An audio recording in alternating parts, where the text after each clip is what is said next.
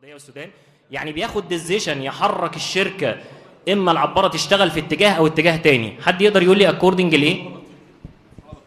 1 بوينت. البروفيت بير ايه؟ بير تريب بير لاين، صح كده؟ انت عشان توصل لده اصلا المفروض تبقى محلل الشركه فروم اي تو زي، بمعنى انت لازم تبقى عارف الكوست كلاسيفيكيشن بتاعت الشركه. ايه ده، هي الشركات بتكسب من الكوست ولا من الريفينيو؟ ازاي؟ ممكن المايه دي؟ ممكن انا عايز المايه دي. لا المايه مش المايه. طيب خلينا ناخد مثال. انا ازاي اقدر، انا الشركه بتاعتي انا ببيع ب 10 جنيه والكوست عليا 9.5، عايز اكسب اكتر، اعمل ايه؟ اقلل الكوست. طيب اوكي، انا قللت الكوست، جبت بلاستيك غير ده ريحته مش كويسه، ما هو طبيعي هقلل الكوست هيبقى جوده اقل ديفينتلي، صح؟ ثواني اهو احنا خدنا اول حاجه اقلل الكوست، ما قدرتش اقلل الكوست، او قللت الكوست. حضرتك رايح تشتري من الكشك اللي قدام الجامعه، لقيت دساني ولقيت نسله، بصرف النظر عن المقاطعه يعني اكيد كلنا مقاطعين، وهتشتري دي ولا هتعمل ايه؟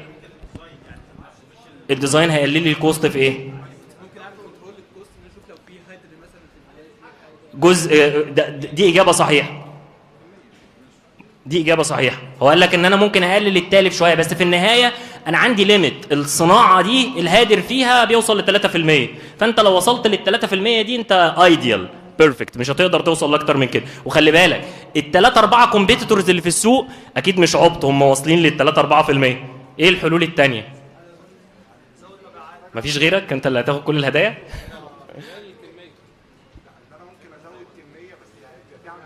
ده في حاله ان المصنع شغال فول كاباسيتي، صح؟ لان المصنع لو شغال فول كاباسيتي اوريدي، سوري، شغال اقل ايدل كاباسيتي، عندي ايدل كاباسيتي، بس لو شغال فول كاباسيتي مش هقدر ازود البرودكشن عشان اعمل ايه؟ اعمل ابزوربشن للفيكسد كوست. ده حل ممتاز، ان انا اقلل الفيكسد كوست بزياده الانتاج، بس بشرط الانتاج ده يتباع. مظبوط يا استاذنا؟ طبعا. ايه الحلول الثانيه؟ الله ينور عليك. يعني انا ممكن ارجع، ايه ده، هو انا اتعلمت ده فين؟ انا دلوقتي داتا انتري ولا راجل ديسيشن سبورت للشركه؟